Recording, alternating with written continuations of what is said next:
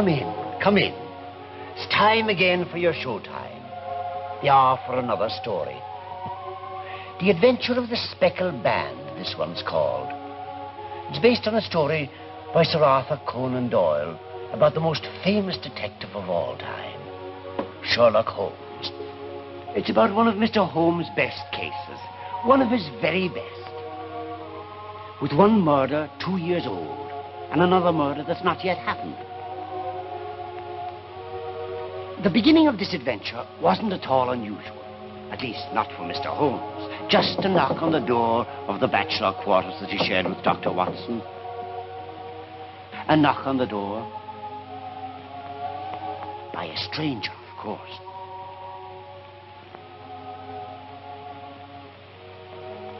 But then when the great detective escorted the veiled young stranger toward a chair, he felt her arm trembling even through the thickness of her coat.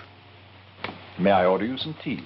My dear Watson, pray build up the fire. Oh, it isn't cold that makes me shiver, Mr. Holmes. It's fear. And there was no one else you could turn to? Well, I know of what you did in the Farintosh case, and... Yes, we almost ended up on the bottom of the Thames in that one. And I can't ask help of the two people I should. Your father and a young gentleman. Well, you know of me? No, but you wear no wedding ring. And if your mother were alive, she would be with you. Yes, she died many years ago. Mr. Holmes, my fears are so vague and based upon so little. Both of them think I'm demented. Perhaps I am. From what I can observe, no more so than I, or good Dr. Watson here. Possibly even less than he. Huh? Oh, no. Your trouble, then, seems to date from the death of your mother. No, from the time she married my stepfather, Dr. Roylott. That was in India, Mr. Holmes. Since we returned from India, after my mother's death, he's become a man of violent tempers. A man who... Oh, a man with a passion for Indian animals.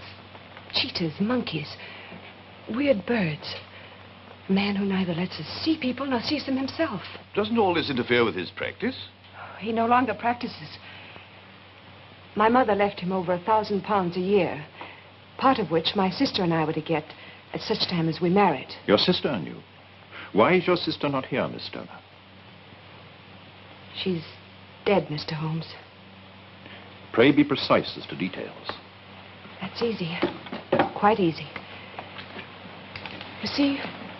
Yes, it was easy for Helen Stoner, because every moment of that night was branded in her mind. The manor house she lived in had long ago seen its best days. Part of it was closed down because of the expense. And as a result, the 3 bedrooms they used were all in one wing. Her stepfather's. Then her sister's.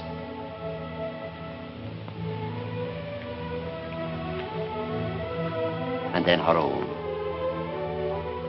That particular night, Dr. Roylott had retired early, but her sister seemed strangely disturbed and stayed in Helen's room until late, talking about her coming marriage. Then, just as she was leaving...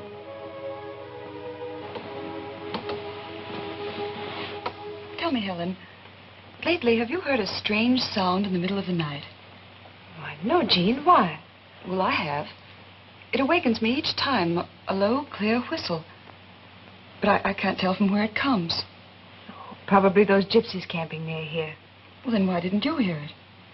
Well, you know I'm a sound sleeper, dear.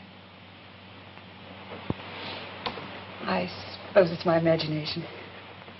Jean, lock your door tonight. I always do. Good night, dear. Good night.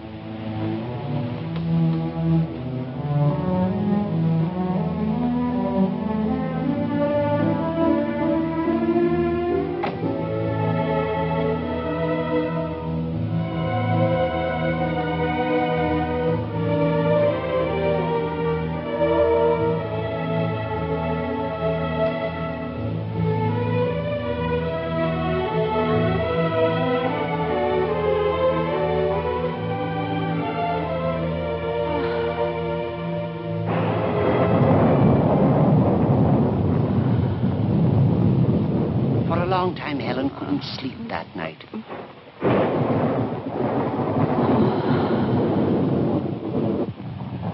Then when it seemed she'd closed her eyes only a single moment,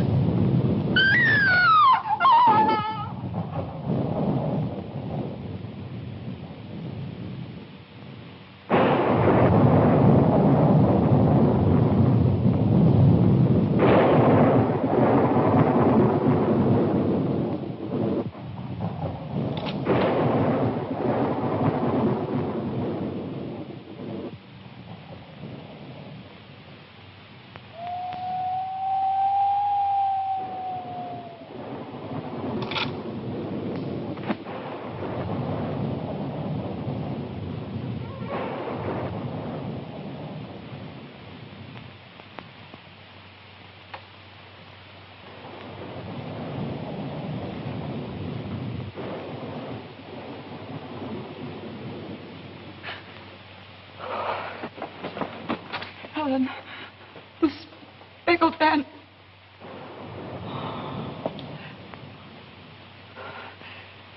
I called for my stepfather, but there was no longer anything even a doctor could do. Are you sure of the whistle and the metallic sound? Well, at the time, I was certain I heard it. But there was the storm and my own terror. Could a thief have... The only entrance to any of the bedrooms is the hallway door. Stout oak, Mr. Holmes, 3 inches thick. Perhaps the windows. The shutters are framed with iron bars. They were closed and locked. And the walls? The walls are solid masonry. Flooring without a break. The room was a sealed box, then? Yes. And the inquest? They found nothing. There were no marks of violence on her. The coroner called it fear and nervous shock. But, Mr. Holmes, I know now that it was murder. Why now, 2 years after? Well, a few days ago, some repairs were started, and the wall of my bedroom had to be pierced, so I moved into my sister's room. Last night, I heard the same clear whistle I heard the night my sister died. Miss Stoner, the Speckled Band. Have you any idea what your sister could have meant? Well, I told you of the gypsies. Perhaps it was the spotted handkerchief they wear around their heads. Has there been any change in your personal life? I want to know whatever it is, be it so trivial as a new dressmaker or a new coachman. Well, it isn't as trivial as that. My stepfather has given his permission, and this spring I'm to marry a very dear friend of mine, a Mr. John Armitage. Could you perhaps give me some information about him? Well,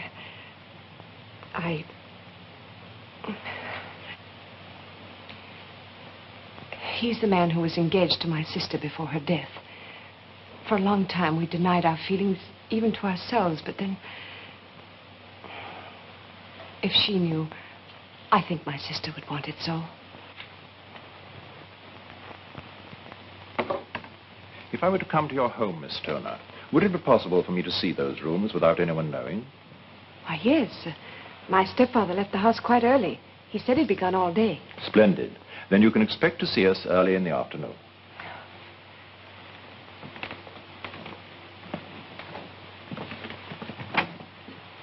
Goodbye, Mr. Holmes. Goodbye. Thank you very much. I leave here feeling differently than when I came.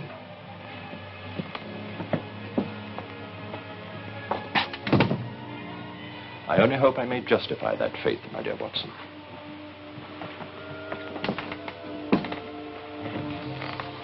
Walls, doors, and window, impassable. A stepfather who loses part of an inheritance if the daughter marries. A young man formerly engaged to the dead girl. Whistles, metallic sounds, and those strange words of her sister. The Speckled Band. But how do the gypsies come into this? I can't imagine. I'm afraid I see many objections for omitting them. So do I, my dear Watson, so do I. That's why we're going down there this afternoon. If you'd like to join me. Oh, yes, I always say 2 heads are better than one.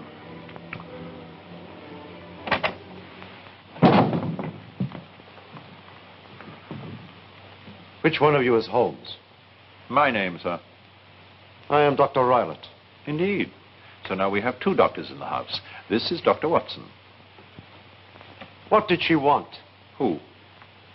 I know my stepdaughter was here. Since it's obvious you're determined to deduce matters for yourself, what need have you for asking a detective? I saw her leave here. What has she been saying to you? That, sir, unless you are a crystal gazer, you shall never know.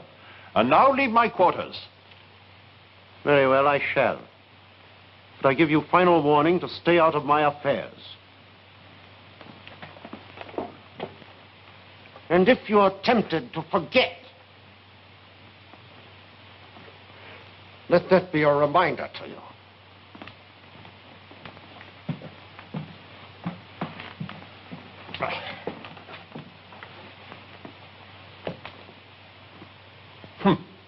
I fear I am now liable to forget. Oh, extraordinary fellow. He just been how on earth do you do that?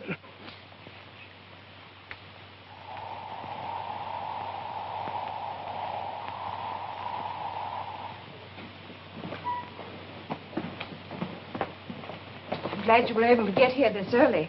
It will give us some time before my stepfather returns. Unfortunately, we had the pleasure of meeting him a few minutes after you left. He'd followed you.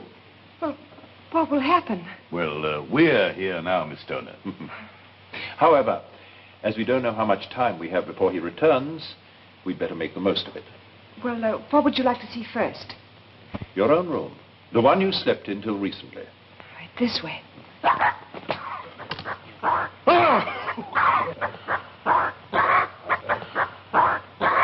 I've told you about the strange animals he keeps. Seeing's believing, Miss Stoner.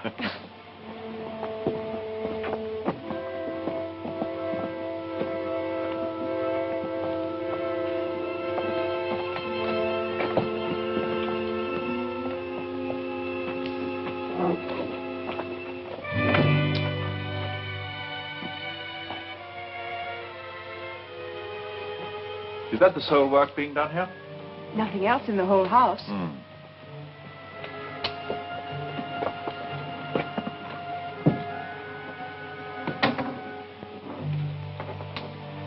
Watson? Ah, thanks. Was there any reason given for this? Slight decay, Dr. Rowlett explained. Yet other sections of the house in danger of collapse have not been touched. Miss Stoner, that wall would not be in need of repair for another 100 years, if then. Then you feel this was a trick to get me to sleep in the room where my... May I see the room you now occupy? Yes.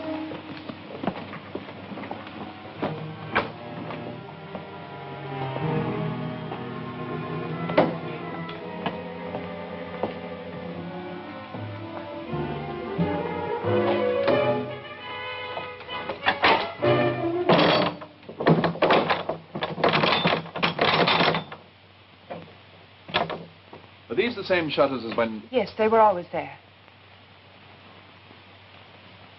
Yeah.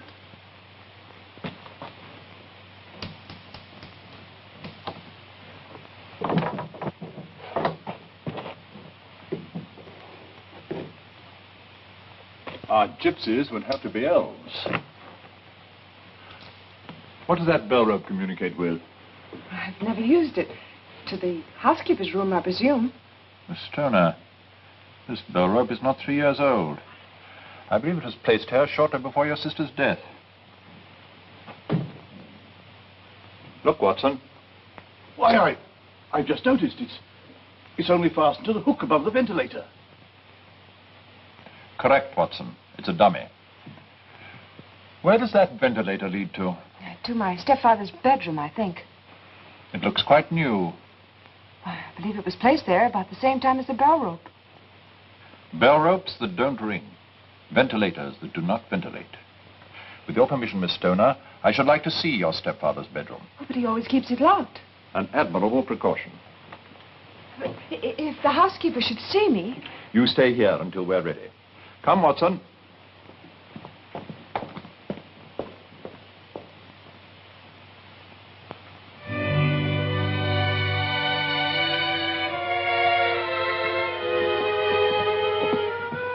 Watson.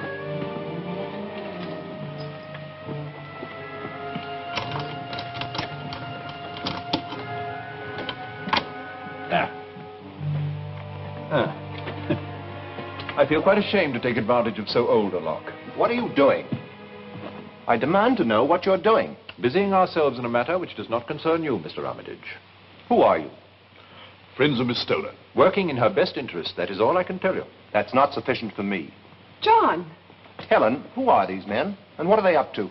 The young lady is not at liberty to inform you, sir. John, please trust me until... Oh, what are you doing back? You told me you'd be gone at least a week. I felt there was something wrong here and canceled my trip. Please go now. I'll go. You can reach me at the inn. I'll be there until tomorrow. But no longer. It's tonight we must think of, Miss Stoner, not tomorrow.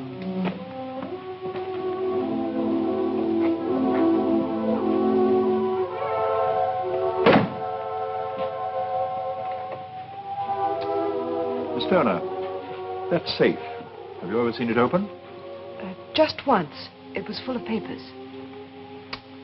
Not a cat? That's for the cheetah he keeps, which, after all, is just a big cat. Yes, but hardly likely to be satisfied with a saucer of this dimension. Well, how about that? Ideal for a cheetah, I'd say. Well, except for the loop at the end. Except for the loop at the end.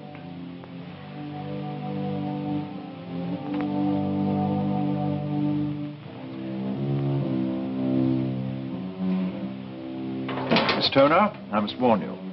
It is absolutely essential that you follow my advice in every respect. Then you know the cause of my sister's death? It is impossible to say without further proof. For one of the few times in my life, I find the facts and my instinct completely at odds. I would like to gamble on my instinct. I should too. Good. There is a lamp in your bedroom similar to that one. This evening, you will wait until you hear your stepfather retire. You will then open the shutter to your window, undo the hasp, and place the lamp on the sill. Following that, you will spend the rest of the night in your own room, the room that is being repaired. The rest, you will leave to me. What is that rest, Mr. Holmes? I shall spend the night in the room where your sister died. Oh, how about me? There is a distinct element of danger. Huh, sounds all the more inviting. I was hoping you'd say that.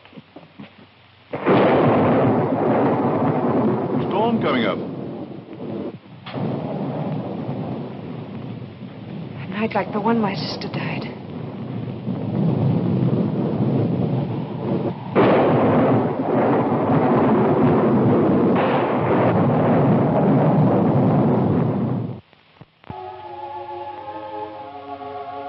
You know, on many an occasion, I've imagined and wished myself Sherlock Holmes.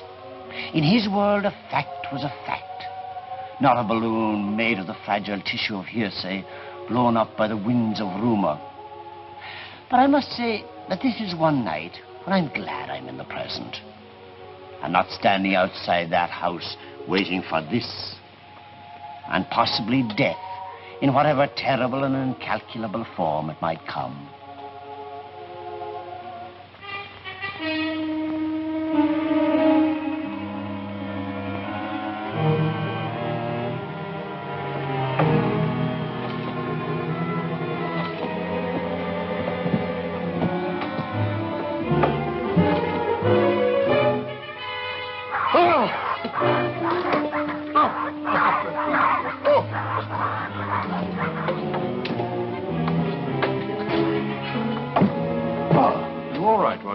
Yes, I'm all right then. Oh. Yeah. Well, I suppose this is about as close as I can get to the bell rope. The bell rope? Well, if that's what you're interested in, why not just move the bed? Try it. Yeah. Oh, well, that's a...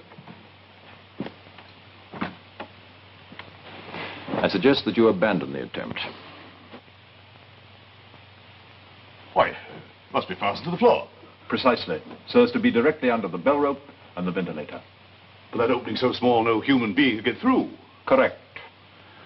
Holmes, I suspect we're just in time to prevent some horrible and subtle crime. Correct again, my dear Watson. Pray turn down the lamp.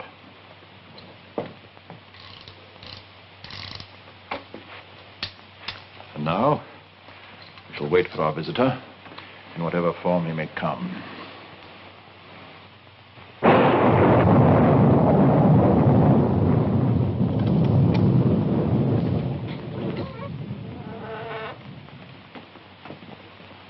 Yes, Mr. Armitage? I heard a noise. I was frightened for Helen. I thought you were at the inn. I was worried about her. You worry a great deal, Mr. Armitage. Do it at the inn. Miss Stoner is my concern. Mine too, sir. We'll see if it is. To the police. Splendid. If you persist in annoying us, we shall undoubtedly have need of the police to attend to you. We couldn't let him go to the police. Splendid, my dear Watson. Done with dispatch.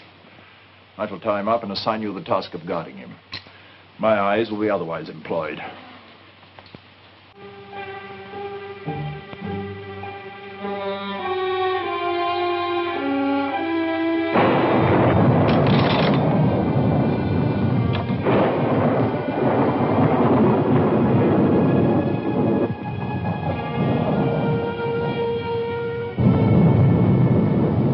Never fear, Holmes. Eternally vigilant.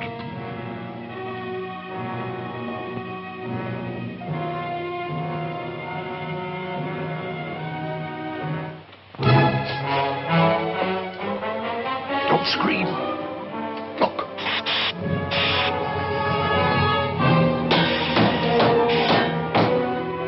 What is it? Ah! Whose room is that? Follow me. Armitage! He's gone! Quickly, Watson!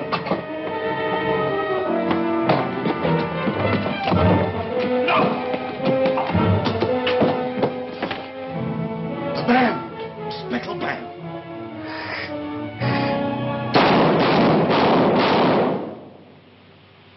Swamp adder. Roylott must have died within 10 seconds of being bitten.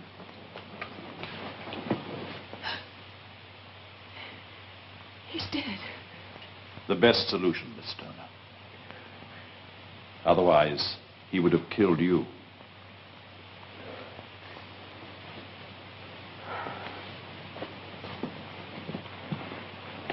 Helen, are you all right? Yes, she's all right. No thanks to you. Where have you been?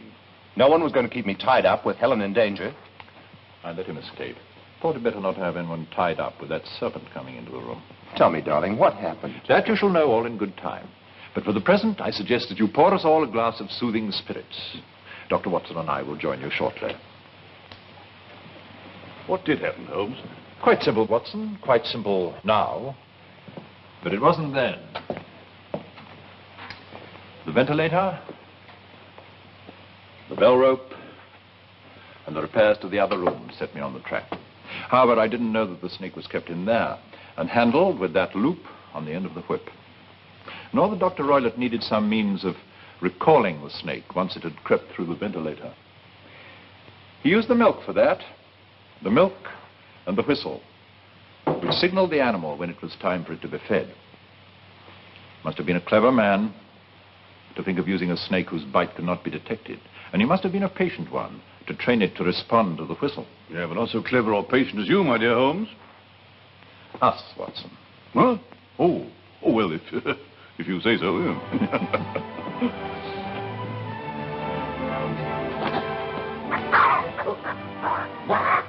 Why does this animal always pick on me? Elementary, my dear Watson. Elementary. It's romance. Oh, romantic.